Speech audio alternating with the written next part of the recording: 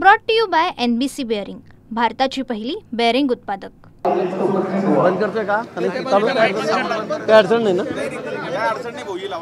चाल आता मी तर काय ऐकलं नाही, पण आपण म्हणतायत संजय राऊत म्हणाले ठाणे, पुणे, मुंबई, नाशिक, अजून कल्याण, डोंबिवली हे आम्ही जिंकणार. मला वाटतं आता घोडा मैदान समोर आहे. उगाच काहीतरी वल्गना करून काही उपयोग नाही आहे. ज्यांना एकत्र व्हायचं एकत्र व्हावं. लोकशाही आहे, कोणी एकत्र होऊ शकतं, कोणी वेगळं होऊ शकतं. पण माझं आव्हान आहे, ते जे म्हणतात मुंबई, ठाणे, नाशिक, पुणे एखाद्या ठिकाणी तरी निवडून येऊन दाखवावं. उगाच वल्गना काय करायच्या? लोकांचा विश्वास भाजपवर आहे, लोकांचा विश्वास महायुतीवर आहे.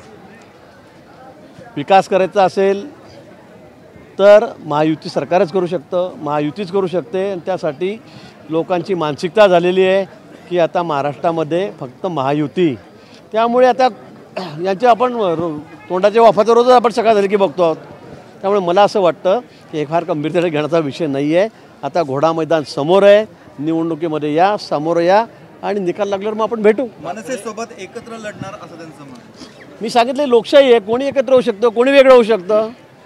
त्याला कोण थांबवणार आहे? कोणाला? कोणी एकत्र व्हावं. परिणाम काही होईल. मी पुन्हा सांगेल आपल्याला की या ठिकाणी त्यांनी ते म्हणतायत ना, निकालानंतर आपण भेटू. मग आम्हाला विचारा काय झालं म्हणून, त्यांना विचारा काय झालं म्हणून. ठाकरे एकत्र आल्यामुळे मराठी मतं जे आहेत त्यांनी वज्रमूठ बांधून आता निवडणूक जिंकून देण्याचं ठरवलंय. नाही, निवडणुका आली की फक्त मराठीचा नारा लावायचा, मला हे कळत नाही आहे. आणि मराठी मतं काय आमची नाहीत का?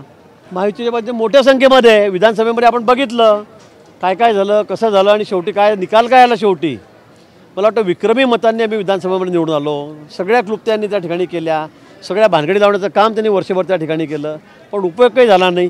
लोकांचा विश्वास इथे आम्ही असा भेदभाव करतच नाही. हा कोण तो कोण, हा कोण तो कोण, जातीपातीमध्ये भानगडी, धर्मामध्ये भानगडी. मला वाटतं लोकांचा विश्वास हा आमच्यावरच आहे, महायुतीवरच आहे.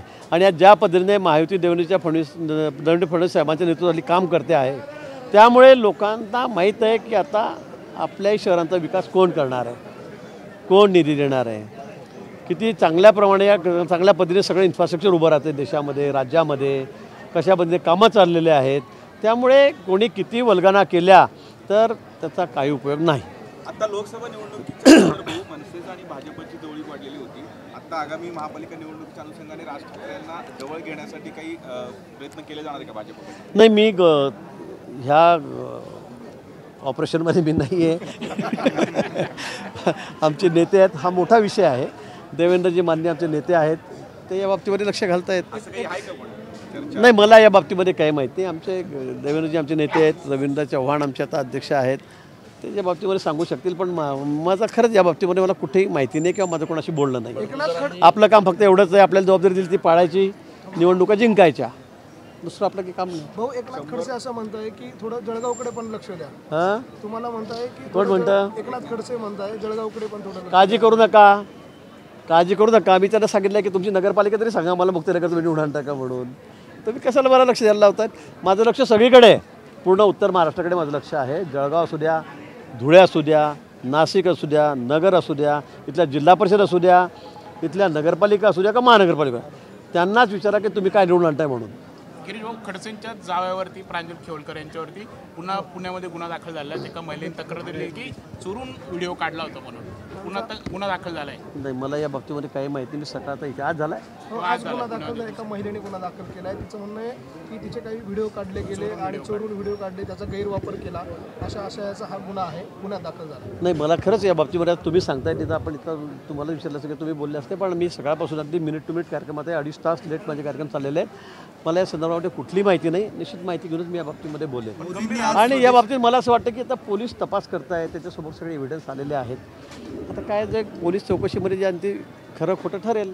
मोदींनी आज स्वदेशीचा नारा दिला, त्यावर संजय राऊत म्हणतात की आता मोदी हे नेहरूच्या पावलावर पाऊल ठेवतात आणि काँग्रेसने सर्वात पहिले स्वदेशीचा नारा दिला होता. आता हे काँग्रेसवादी किंवा गांधीवादी होत आहेत. ठीक आहे, आमचं आम्ही बघू, आम्हाला कोणत्या वादी व्हायचं, तुम्ही तुमचं बघा म्हणा, तुम्हाला काय करायचं ते. मला वाटतं संजय राऊतांचा प्रत्येक गोष्टीला उत्तर देणं काही आवश्यक वाटत नाही मला. पण आमचा नारा जो आहे तो स्वदेशीचा आधीपासून आहे. मोदीजींनी स्वदेशीचा नारा आज दिलेला नाही, आधीपासूनच दिलेला आहे.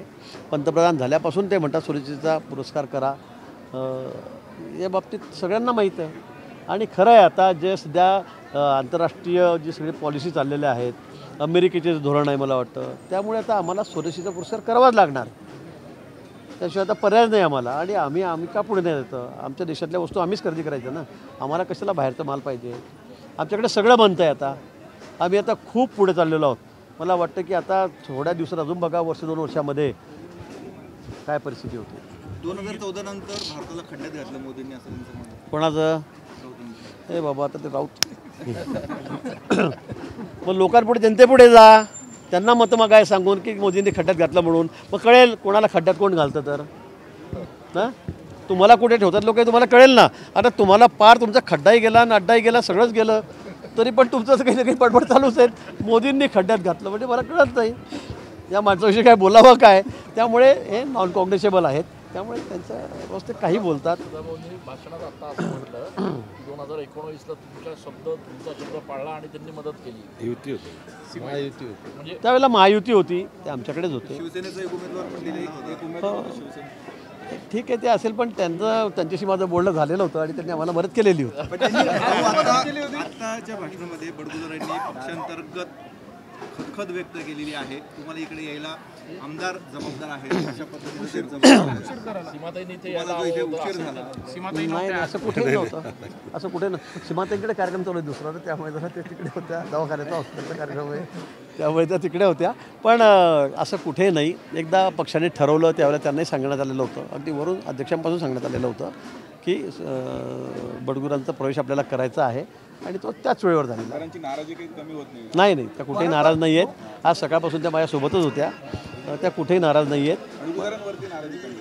मला नाही वाटत आता ती राहिलेली म्हणून. लोक वारंवार अशा प्रकारे एकमेकांच्या विरोधामध्ये बोलणं, पक्षांतर्गत पक्षात एका पक्षातच राहून आता एकाच पक्षात आले. आता पक्षाची प्रतिमा मलिन होती. आता हळूहळू ते कमी होत चाललेलं आहे. तर थोडं त्याला वेळ लागतो काही गोष्टी व्हायला. पण मला वाटतं थोडं वेळ सगळ्यांना औषध असतं, काळ औषध असतं. आता तुम्ही थोड्या दिवसांनी बघा, अजून पुढच्या आठवड्यात गेल्यावर अजून काय काय होतं. मग युती झाली नाही. महापालिकेसाठी आपण 100+ नारा दिलेला आहे. महायुतीमध्ये की भाजप? मी आधी तेच सांगितलं, महायुतीनेच आम्ही लढवणार आहोत. महायुतीमध्ये आम्ही निवडणूक लढू नाशिकची आणि 100चा आकडा पास करू. 122 पैकी दुर्दैवाने मी म्हटलं काही अपरिहार्य कारणामुळे युती नाही झाली, तरी पण भाजप 100+च राहील. Brought to you by NBC bearing, भारताची पहिली बेअरिंग उत्पादक.